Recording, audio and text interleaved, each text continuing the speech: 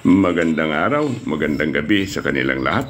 Sa mga sumusubaybay ng ating instructional video at dito sa ating self-defense ay sa inyong lahat, mas lalo na sa akin mga bagong followers at saka mga hindi pa nakapag-subscribe, mag-subscribe na kayo at nang matuto tayo ng ating self-defense na palagi natin ina-upload at tinuturo sa inyo yung Filipino self-defense. Kaya sa ngayon, sa araw na ito, ay ito na naman ang atin papakita sa inyo at sana baybayan mo at masundan nyo ang akin mga tinuturo sa inyo nang matuto naman kayo, yung mga mahilig, no? Subaybayan nyo at ito ngayon ang ituturo ko sa inyo ay more on hold up. Pag hold up kayo at ang hold up sa inyo ay nasa harap at ang kaliwang kamay ay nakatutok, nakapatong sa balikat. Kaya may dalawang kuha natin dito, no? Pwede tayong sa labas, pwede naman din tayong sa loob, no? Pwede tayo dito sa loob, no? So dalawang version yan, no? Pero yung atin mga techniques ay napakaraming techniques ito. Iniisa-isa lang natin para matuto tayo. Now, sa labas tayo. Sa loob ngayon pala, sa loob. Ano? Ngayon, sabay dampot. Ang kaliwang kamay, pwede tayo mag-strike sa groin, sa dibdib. Yun kapag, halimbawa, alam natin na marunong ng ating kalaban, o di kaya kinontra kayo, katulad yan, hinugot niya, hindi pwede tumigil tayo doon.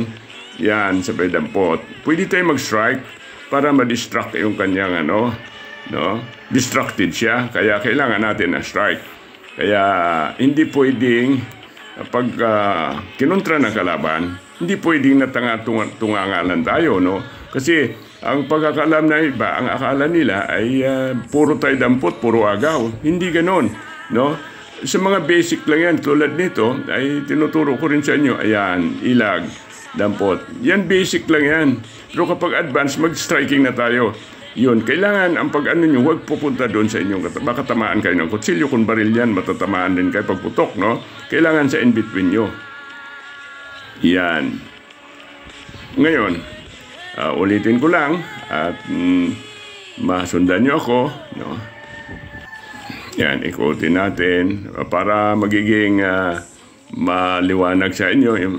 Hindi pala pwede ito, kailangan iikot natin sa kabila para ito palang ano sa inyo. Ayan, dahil nasa labas na tayo kanina, sa loob tayo, tingnan nyo.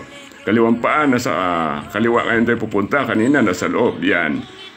Kaliwang kamay, doon sa ilalim yan. No? Sabay dampot ng kanan rin. Sabay silang dalawa yan, iniisa-isa lang natin. No? Ngayon, pag hinugot niya, pwede tayo, hinugot niya, mayroon tayong striking. Pwede sa groin agad para tapos na. No? Ayan. Hawak niyan. Iyon, pag sabihin, hindi to, bali na ito. Pag gusto nyo baliin, hindi mo na kailangan umikot pa, hindi na kailangan ihagis pa natin yan. Tapos na yun. Doon pa lang, kung nagmamadali ka. Kaya, hindi na natin kailangan na i-pin down pa siya. Now, sa loob, ayan, bilisin na natin. Kailangan mabilis tayo palagi kung sinasabi diyan, hindi pwede mabagal. Kasi pag mabagal tayo ay pwede tayo kontrahin ng kalaban. Yung mga sinasabi ng mga nanonood sa ating video. No? Yan, nasa labas na naman tayo ngayon. Ito, pag sa labas ka, ito sa kaliwa ka pupunta. No? Itong labas na tinatawag. Ayan, bilisan na natin muna. Yan. Sana natuto kayo sa araw na ito. At patuloy nyo lang ang pagsubaybay ng ating instructional video.